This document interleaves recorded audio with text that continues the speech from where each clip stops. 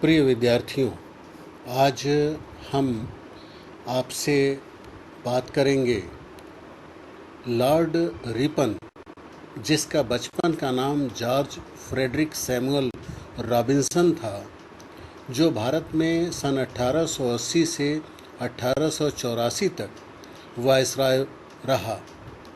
1880 में ग्लैडिस्टन ने इसे वायसराय बनाकर भारत भेजा था और इसके 4 वर्ष के वायसराय काल को लॉर्ड कर्जन ने अपनी पुस्तक ब्रिटिश गवर्नमेंट इन इंडिया में लिखा था कि राष्ट्रीयतावादी भारतीय लोग उसे मसीहा की तरह मानते थे। बच्चों, तुम्हें याद होगा एक बहुत ही सुधारवादी गवर्नर जनरल भारत आया, लॉर्ड विलियम बेंटिक।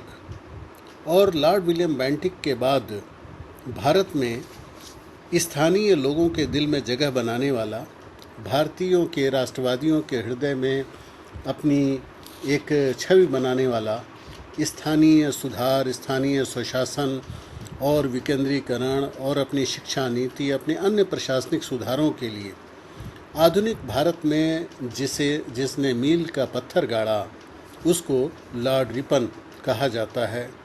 आज हम उसी के स्थानीय स्वशासन यानी लोकल सेल्फ गवर्नमेंट पॉलिसी के बारे में यहाँ डिस्कस करेंगे। मेरे बच्चों, लॉर्ड रिपन ने खुद कहा था कि वो चाहता था, उसकी इच्छा थी कि धीरे धीरे स्थानीय कामों में व्यवस्था के लिए बुद्धिमान और प्रभावशाली लोगों को प्रशिक्षण प्रदान किया जाए, और इसके लिए उसने कदम भी उठाए। बच्चों, उसने 1881 का प्रस्ताव पारित करवाया, जिसमें ये घोषणा की गई थी और जिसके तहत लॉर्ड मेयो के स्थानीय स्वशासन के कामों को आगे बढ़ाया गया था। कहा गया था कि केंद्र से प्रांतों को सहायता पर विचार किया जाएगा।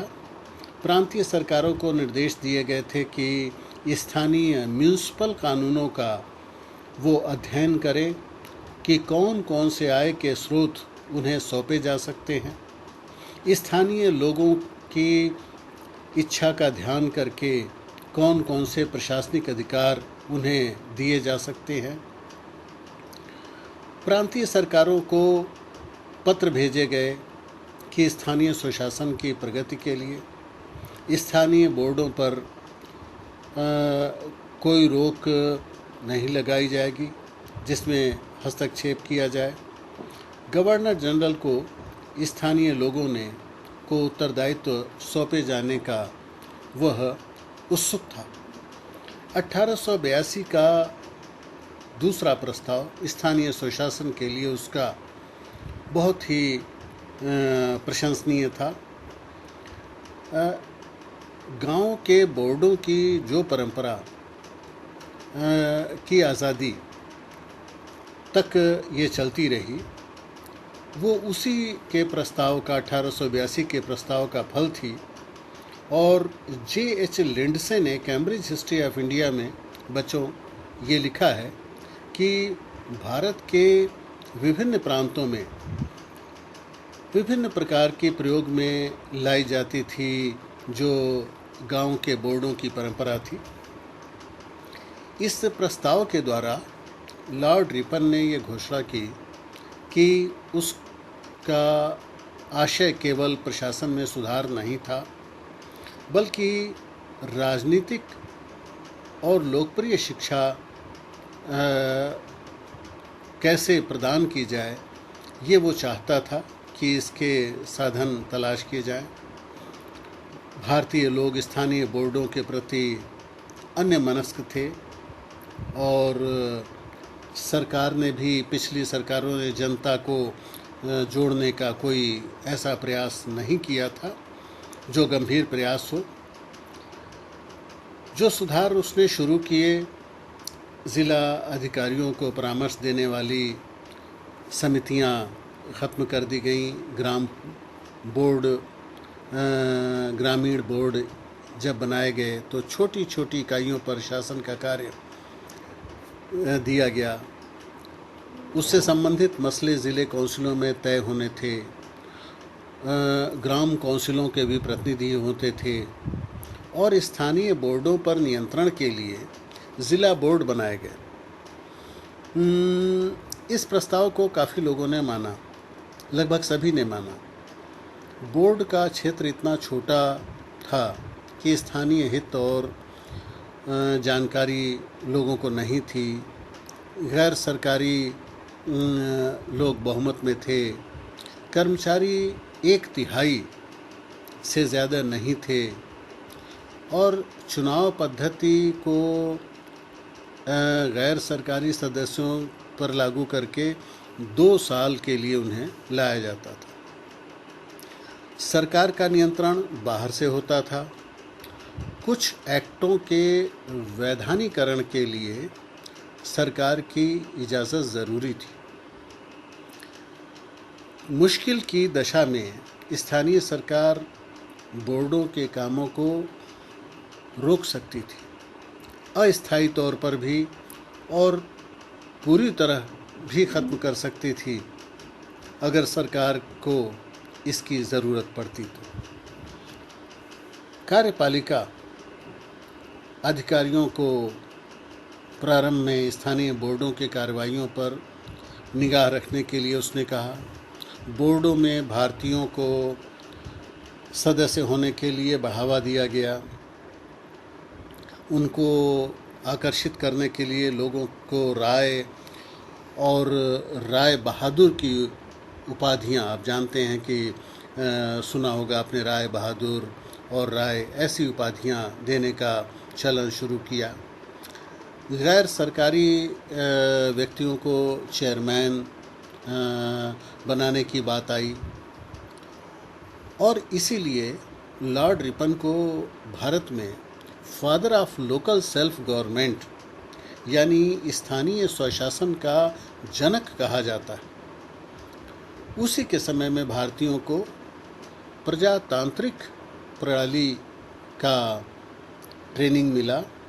स्थानीय उपयोगिता के कामों की सुविधा दी गई और मेरे बच्चों, हम आपको बताएं कि लिंडसे ने J.H. लिंडसे ने कैम्ब्रिज हिस्ट्री ऑफ इंडिया में लिखा है कि इस संस्था की असली कार्रवाई को जो उसने जागृत किया वो पूरा नहीं हो सका। ऐसी संस्थाओं के लिए भारतीय मानसिकता तैयार नहीं थी, उनमें एक तरह से जोश नहीं था। जो स्थानीय बाशिंदे थे उनमें वो जनप्रिय नहीं हुई। ज़्यादातर जो सदस्य थे वे कम पढ़े लिखे या नहीं पढ़े लिखे थे। एकरूपता स्थापित करने का उसने प्रयास ज़रूर किया, लेकिन अब भी ज़्यादातर शक्तियाँ अधिकारियों के ही हाथ में रह गईं। पर्याप्त धन भी नहीं होता था और न उसके लिए कोशिश की गई। 1/4 आय चुंगियों से वसूल होनी थी, जो पशुओं के बाज़ार से कुछ आय वसूल होनी थी। न ही भारतीयों को चेयरमैन बनाया गया और थोड़े ही दिनों में ये संस्थाएं लगभग निष्क्रिय हो गईं और लॉर्ड रिपन का लक्ष्य जो है वो फेल हो गया। मेरे बच्चों,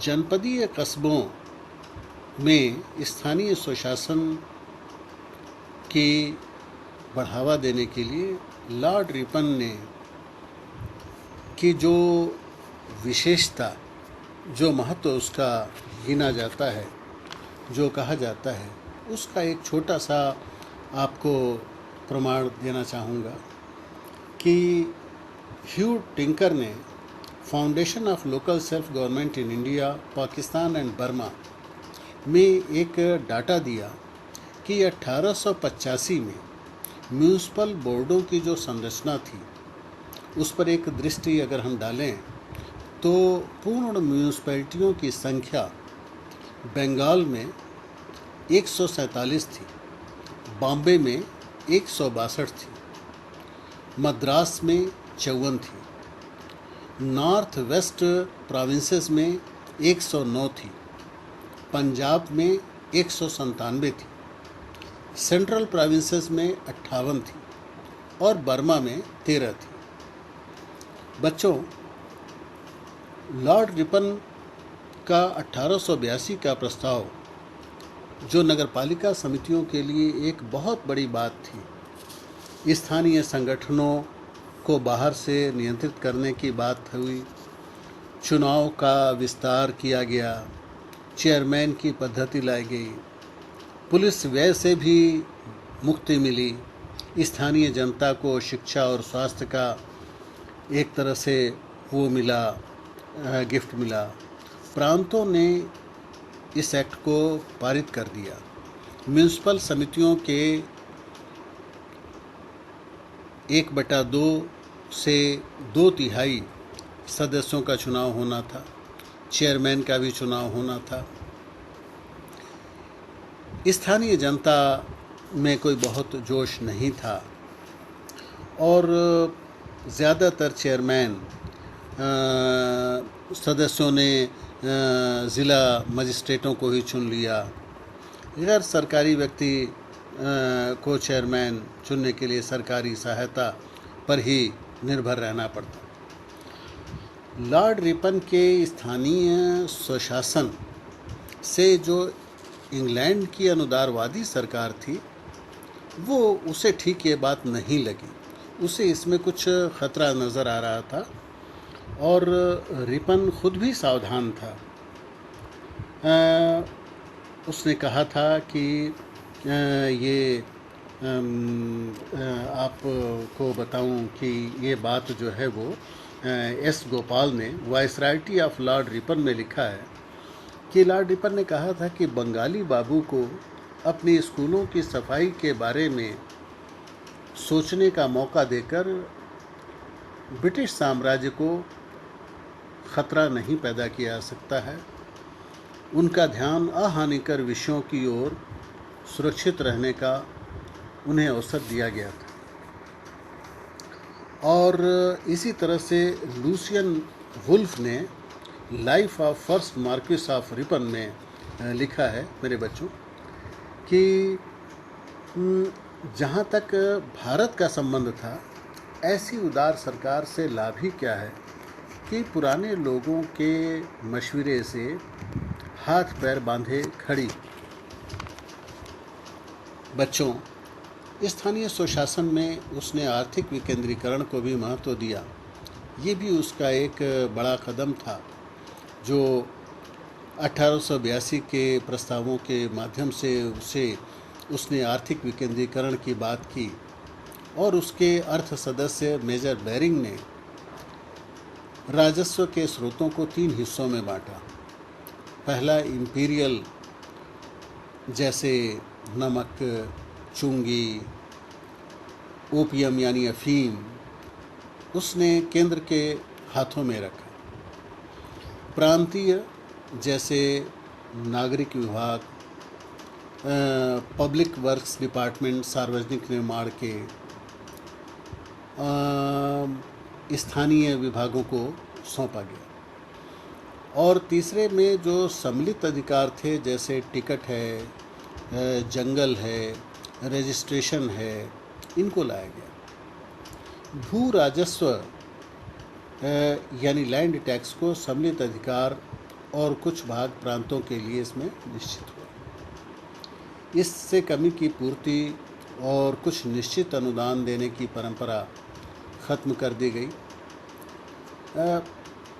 विशिष्ट परिस्थितियों में यानी संकट की स्थिति में केंद्र से सहायता की उम्मीद की जा सकती थी। केंद्र ने उसका आश्वासन दिया और अकाल के समय प्रांतों को सहायता देने की बात की गई कि उन्हें धन रखने की आवश्यकता नहीं है, केंद्र खुद उन्हें हर साल लगभग 1,50,00,000 पाउंड सालाना अनुदान राशि देगा। और ये व्यवस्था 5 वर्षों की बनाई गई। C.L. आनंद ने history of government of India में लिखा है कि प्रांतीय सरकारों को प्रांतीयकृत करों में केवल रुचि नहीं रही, बल्कि केंद्र के लिए एकत्रित करने वाली प्रांतीय सरकारों में भी हो गई। अनुदान प्रथा पर रोक लग गया। प्रांतों को केंद्र से खैरात पर, उनकी खैरात पर, मतलब उनकी दान पर उनको जो है वो अब कोई वो नहीं थी। और आर्थिक क्षेत्र में जो मुश्किलें थी वो अब केंद्र ने संभाल लिया था। लॉर्ड क्रोमर ने लिखा है कि 4 अजीब बातें जो ख़तरे की तरह वो थीं, जिनकी मुश्किलें आ सकती थी, युद्ध में और ओपियम के राजस्व में यानी अफीम के कर में कमी या विनिमय दर में कमी और अकाल। तो पहली 3 चीज़ें सरकार के अधीन थी और चौथी स्थानीय सरकार को दी गई। चौथे में केंद्रीय सहायता देने में वो देने की बात थी और केंद्र ने प्रांतीय को दोनों को आर्थिक प्रशासन और स्वास्थ्य के बारे में आधारित और तमाम सारी बातें आर्थिक व्यवस्था के आधार पर की। लॉर्ड रिपन की इस व्यवस्था में डिमेरिट्स थी, कमियां थी और ये समझो कि केंद्र के सामान्य निरीक्षण के में कमी नहीं आई। प्रस्ताव उन्होंने भेजने बंद कर दिए। नियमित रूप से रिपोर्ट अब भी भेजना पड़ता था। केंद्र और प्रांतों के प्रशासनिक विस्तार में हस्तक्षेप का भी मौका था। और 5 साला इन संशोधनों में एक नाउमीदी सामने आई और प्रांतों ने संयम से व्यय करने की और बचत करने के लिए, धन के लिए खर्च करने को उन्हें अधिकार था। लेकिन जिम्मेदारी की जो भावना पनपी और बेकार की जो योजनाएं थीं व्यय में, उनमें काफ़ी बढ़ावा हुआ। हर संशोधन के समय कुछ संघर्ष हुए। प्रांतों ने ज़्यादा की मांग की और केंद्र ने इस पर एक लिमिट तय करना चाहा। V.K. ठाकुर ने कहा था कि इन 5 साला ठेकों में 3 मौके केंद्र सरकार ने के प्रयोग में और प्रांतों द्वारा सावधानी के साथ जो जुटाई गई आय थी उनको 3 बार लगातार ले लिया गया और राजस्व के विभाजन में कोई तर्कपूर्ण आधार नहीं था। लेकिन ये जो 5 साला बंदोबस्त था ये 1904 तक चलता रहा, थोड़े बहुत परिवर्तन के साथ। और 1888 में बच्चों ये लॉर्ड रिपन के जाने के बाद इस व्यवस्था को एक बड़े अकाल ने बहुत बड़ा वो ठेस पहुंचाई, आघात पहुंचाया। बच्चों 1884 में लॉर्ड रिपन हिंदुस्तान से चला गया, लेकिन उसकी एक छवि बड़े ही प्रिय, उदार और विराट मानसिकता वाले व्यक्ति के रूप में भारत में रही। स्थानीय स्वशासन के लिए उसने कुछ निश्चित आधार तैयार किए।